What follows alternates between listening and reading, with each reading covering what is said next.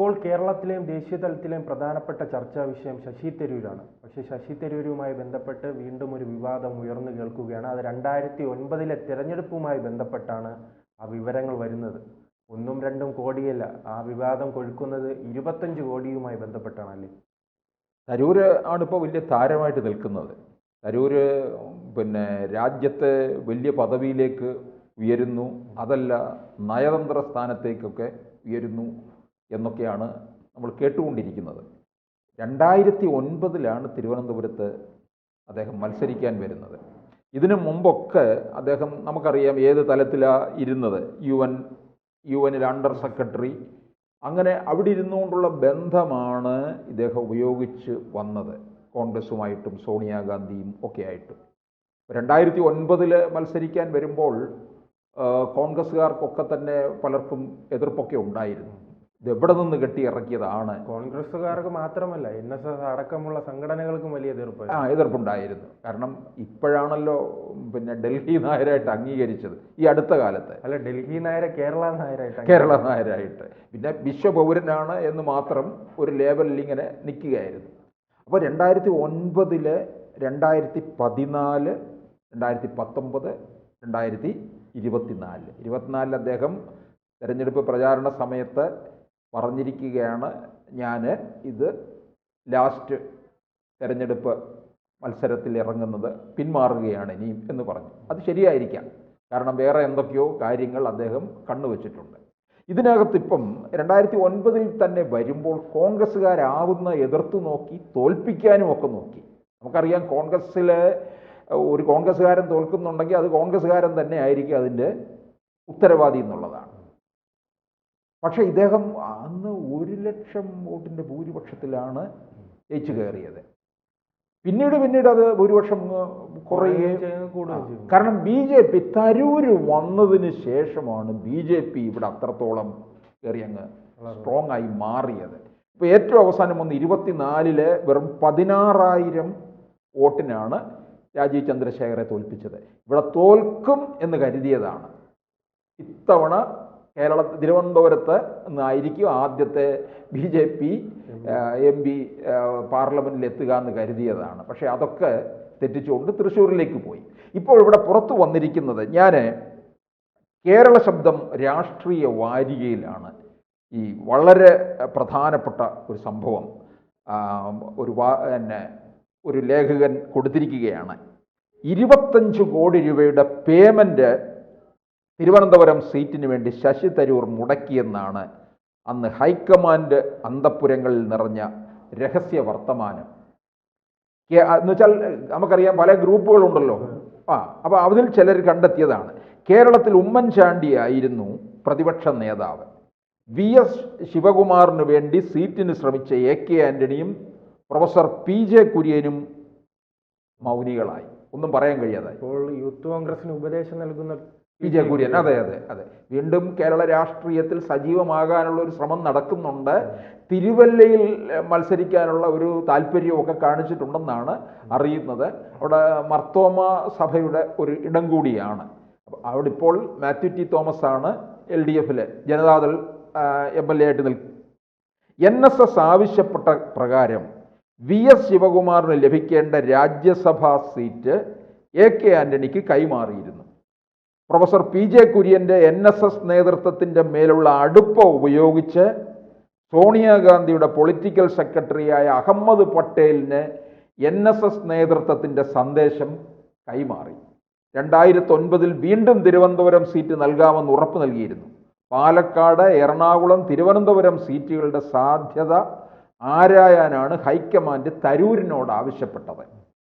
അങ്ങനെ ആദ്യം തന്നെ പാലക്കാട് DCC അതങ്ങ് തള്ളി. അദ്ദേഹത്തിൻ്റെ സ്വദേശം പാലക്കാട് കൂടിയാണല്ലോ. പാലക്കാടാണെങ്കിലും അത് തറവാട് എന്ന രീതിയിൽ പറയുന്നു. ഇപ്പം ചേറ്റൂർ ശങ്കരൻ നായർ പാലക്കാട് ഭാഗത്താണല്ലോ.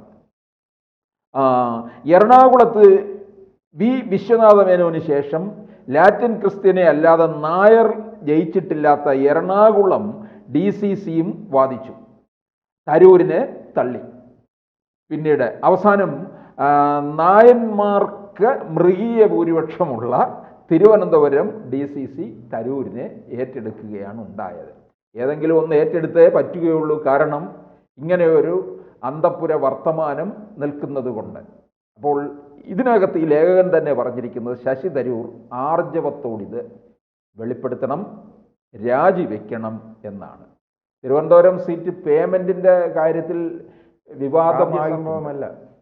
കാരണം തരൂർ മത്സരിക്കുമ്പോൾ തന്നെയാണ് 14-ലാണെന്ന് തോന്നുന്നു CPIയുടെ ഒരു ഡോക്ടർ ബെനറ്റ് എബ്രഹാം എന്നാണ് തോന്നുന്നു പേര്, CPIയുടെ.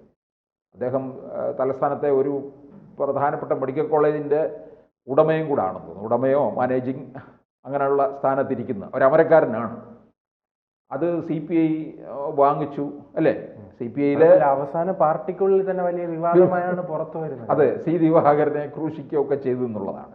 അപ്പോൾ പേയ്മെൻറ്റ് ഇത് എന്തായാലും ഇവിടെ നടന്നിട്ടുണ്ട്. അത് 2009 ഇതിൽ കോൺഗ്രസിൽ നടന്നു എന്നുള്ളത് ഇപ്പോൾ വെളിപ്പെട്ടിരിക്കുകയാണ്. ഇത് പിന്നെ കേരള ശബ്ദത്തിൽ വന്നിരിക്കുന്നത് അഡ്വക്കേറ്റ് M. മനോഹരൻ പിള്ള. അദ്ദേഹം തുടർച്ചയായിട്ട് ഈ രാഷ്ട്രീയ വിശകലനം നടത്തുന്ന ഒരാളാണ്.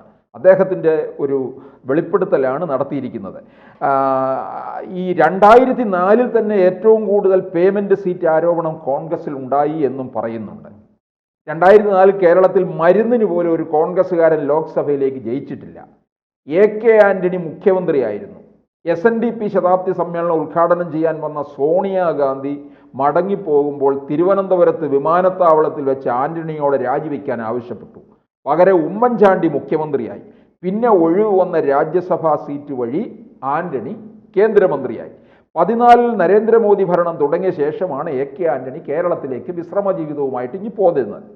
ആദ്യത്തെ പേയ്മെൻറ്റ് സീറ്റ് ആരോപണം 2004 കൊല്ലത്ത് മത്സരിച്ച ഡോക്ടർ ശൂരനാട് രാജശേഖരനെതിരെ പരസ്യമായി ഉന്നയിച്ചത് ആരെന്നറിയാമോ? നമ്മുടെ കാസർഗോഡ് MP, 2 തവണ കാസർഗോഡ് MP ആയ രാജ്മോഹൻ ഉണ്ണിത്താനാണ്. ഇപ്പോഴും MP ആണ് അദ്ദേഹം. അപ്പോൾ അങ്ങനെ കോൺഗ്രസിനെ ഇപ്പോൾ ഒന്നുകൂടെ പ്രതിക്കൂട്ടിലാക്കുന്ന തരത്തിലുള്ള ഒരു വർത്തമാനമാണ് ഇത്. ഇതിന് ഇപ്പോൾ തരൂർ വെളിപ്പെടുത്തണം. തരൂർ വെളിപ്പെടുത്തി കഴിഞ്ഞാൽ കോൺഗ്രസ് ഒന്നും കൂടെ അല്ല, അദ്ദേഹത്തിന് അങ്ങനെയാണെങ്കിൽ അദ്ദേഹത്തിന് വലിയ തിരിച്ചടിയല്ലേ?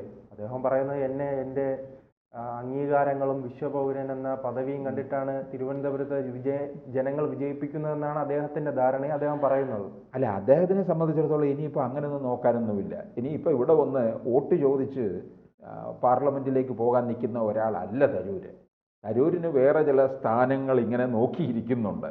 അവിടെ ഏതായാലും പേയ്മെൻറ്റും ഒന്നും വേണ്ട.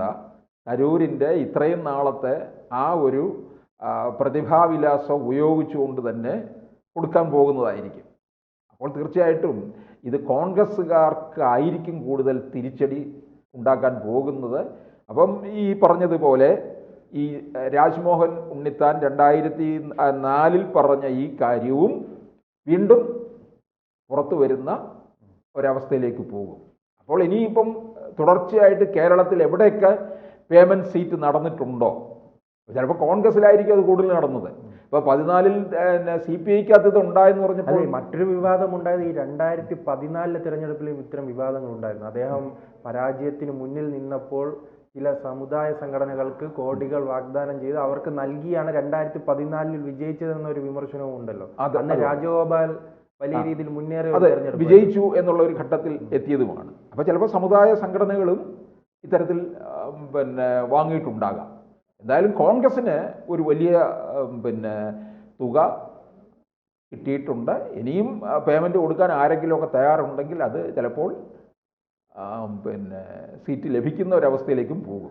എന്തായാലും പേയ്മെൻറ്റ് സീറ്റ് ഉണ്ട് എന്നുള്ളത് വ്യക്തമായിരിക്കുകയാണ്. അല്ലെങ്കിൽ ഈ ലേഖനത്തിൽ ഇത്രയും ആർജവത്തോടു കൂടി പറയില്ലല്ലോ. കൂടുതൽ വാർത്തകളും വിശേഷങ്ങളും നിങ്ങളിലേക്ക് എത്താൻ ABC മലയാളം സബ്സ്ക്രൈബ് ചെയ്യുക, ബെൽ ബട്ടണും അമർത്തുക.